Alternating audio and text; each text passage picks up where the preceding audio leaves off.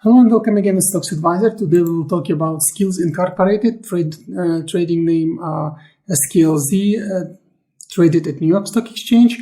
And actually, it's unfortunate minus 4.22%. And there are many questions.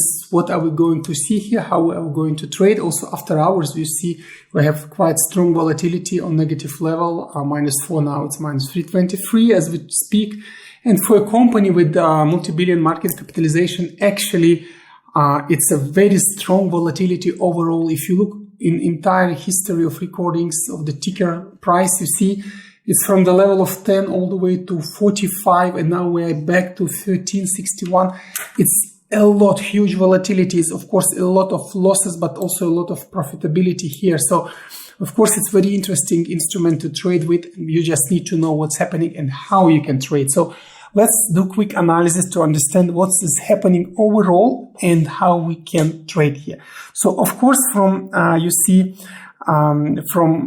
let's say from July, we see a descending pattern, but it has kind of two speeds here. And the reason for this, so the faster and the slower, the reason for this is that a lot of traders were expecting actually here to have kind of a breakout, so use this line as a support, but didn't work out. It was broken, and of course there was not that big chance to have it not broken, because you see in moving averages were, especially 20, was descending too fast, and yeah, it was a little bit of, let's say, fear that it will not really be broken nicely, because you see also there are other resist levels that really work strongly. It's, for example, this one, although not strong, but it worked really, really strong here. And it looks like we are going to form another descending pattern.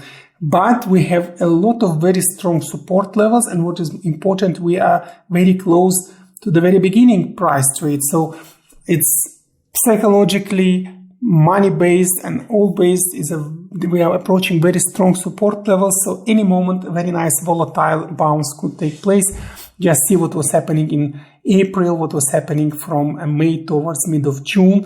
And this is quite nice trade to do. So anyway, all the way at least till around 19. So the range between moving average, actually first range between moving average 20 and 50, green and blue line would be like first area to go.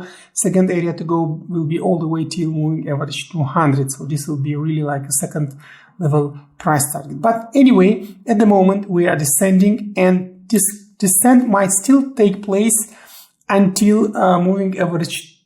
So the distance between moving average 20 and the current price will be decent. If you look here at the moment, at this distance, sorry, let's take another one. So if you look at the moment at this distance, it's still big, but it's not big enough. It will be increasing. So if you look currently, it's minus 13%, but as we know, for this stock and overall for this ticker, the distances could be quite huge.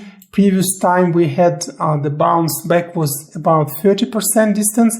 So also if you look here, the distance was also about 32%. So this is really the level where we could have some action. So we need to wait for it. And if you would assume this level again, up to 32%, this is the level. Why is it very interesting? Because also it coincides with those principal levels.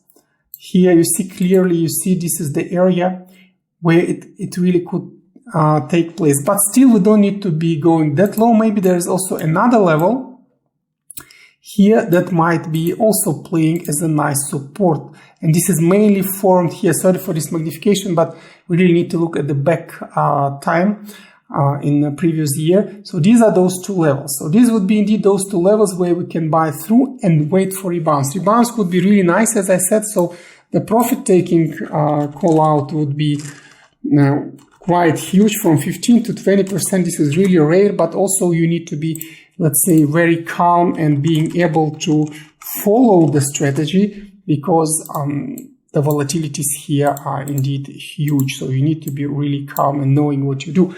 So, and then would be these two technical levels to buy through. So the first one will be between 12.19 and 12.99. Quite narrow overall, but also very strong.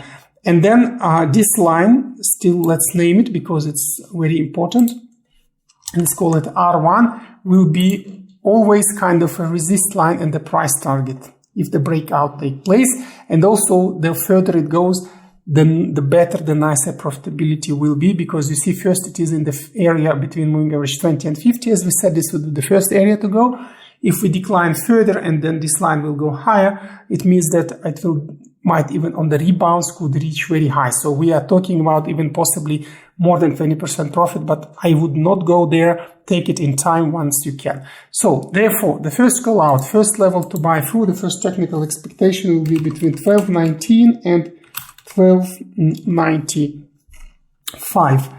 If you look already after hours trade, it's also quite low, so we can be easily going there by end of this week and then maybe preparing for rebounds. The secondary level, which could be taking place here, is between actually 10.82 and 11.55. So this is the level where we can also go, and will be secondary technical level where we can buy, and we will talk later how to buy, so it will be non-linear entering here as well.